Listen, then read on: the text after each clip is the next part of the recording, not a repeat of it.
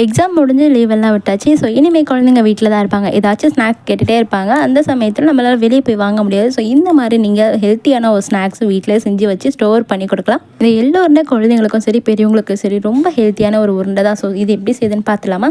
இது செய்கிறதுக்கு நான் இன்றைக்கி 100 கிராம் அளவுக்கு எள் எடுத்திருக்கேன். வெள்ளை எள்ளு கருப்பு எள்ளு ரெண்டுமே கலந்ததாக எடுத்திருக்கேன். ஸோ உங்களுக்கு ஒரே எள்ளு மட்டும் கிடைச்சாலே போதும். அது மட்டுமே வச்சு கூட செய்யலாம். இப்போ எடுத்துருக்க எள்ளை ஒரு வானலில் போட்டு நல்லா 10லேருந்து 15 நிமிஷம் போல் வறுத்து எடுக்க போகிறோம். இந்த எள்ளை நீங்கள் எந்த அளவுக்கு ரோஸ்ட் பண்ணியிருக்கீங்களோ அந்த அளவுக்கு இதோட செல்ஃப் லைஃபும் அதிகமாக இருக்கும்.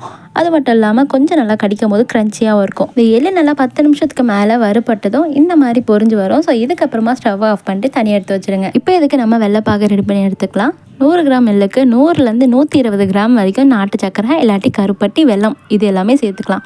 சேர்த்துட்டு ஒரு 1/4 டம்ளர் அளவுக்கு தண்ணி சேர்த்து நல்லா இந்த மாதிரி கரைச்சி கொதிக்க விட்டுருங்க. இந்த வெல்லம் எல்லாமே நல்லா கரைஞ்சி இதுக்கப்புறம் நுர தள்ளி வரும்போது ஸ்டவ்வை மீடியம் ஃப்ளேமில் வச்சுட்டு நல்லா திக்காகிற வரைக்கும் கிளறி விட்டுக்கிட்டே இருங்க. ஒரு 15 நிமிஷம் போல் இது கிளறி விட்டுக்கிட்டே இருந்தால் நல்லா இந்த அளவுக்கு நுரையெல்லாம் கொஞ்சம் கொஞ்சமாக அடங்கி திக்காக ஆரம்பிச்சிடும்.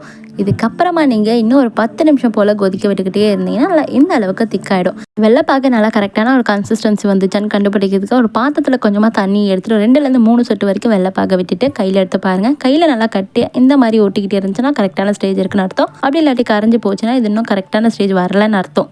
இன்னும் ஒரு 10 நிமிஷம் போல் வெள்ளத்தை நல்லா திக்காக விட்டுட்டு அதுக்கப்புறமா நம்ம வறுத்து வச்சுருக்க எள்ளையும் சேர்த்து கைவிடாமல் கலரிக்கிட்டே இருங்க. இப்போ வெள்ளை நல்லா எல்லாமே திக்காகி இந்த மாதிரி ஒட்டி பிசு பிசுன்னு வரப்போ உங்களுக்கு விருப்பமாக இருந்தால் கொஞ்சமாக ஏலக்காய் தூள் சேர்த்துக்கோங்க, இல்லாட்டி ஸ்கிப் பண்ணிக்கோங்க. இது நல்லா திக்கானதுக்கப்புறமா கீ தரன்னு ஒரு பாத்திரத்தில் மாற்றிக்கோங்க. இந்த வெள்ளம் வந்து நல்லா சூடாக இருக்கும் போது ஸ்டவ்லேருந்து இறக்கும் போதே நல்லா டேரெக்டாக இதில் நீங்கள் பாத்திரத்தில் மாற்றிட்டிங்கன்னா தான் ஈஸியாக இருக்கும். அப்படி இல்லாட்டி கொஞ்சம் கட்டி ஆகிடுச்சுன்னா எடுக்கிறதுக்கு ரொம்ப கஷ்டமாக இருக்கும். இப்போ இது கை பொறுக்கிற சூடுக்கு வந்ததுமே கொஞ்சம் கொஞ்சமாக எடுத்து உங்களுக்கு வேணுன்ற ஷேப்பில் உருட்டி எடுத்துக்கோங்க. நீங்கள் ட்ரான்ஸ்ஃபர் பண்ணுறதுக்கு லேட் ஆகிடுச்சு இல்லை கட்டி ஆகிடுச்சு அப்படின்னா மறுபடியும் நீங்கள் ஒரு 2 நிமிஷம் போல் ஹீட் பண்ணிட்டீங்கன்னா கரெக்டான ஸ்டேஜ் வந்துடும். இதுக்கப்புறமா ஒரு நெய் தடவை பாத்திரத்தில் மாற்றிட்டு இந்த மாதிரி உருண்டை பிடிச்சிக்கோங்க. அப்படி இல்லாட்டி பிளேட்டில் ஃபுல்லாக ஃப்ளாட் பண்ணிவிட்டு நீங்கள் ஆறுனதுக்கப்புறமா கொஞ்சம் வெதுவெதுன்னு இருக்கும் போது பீஸ் போட்டுருங்க.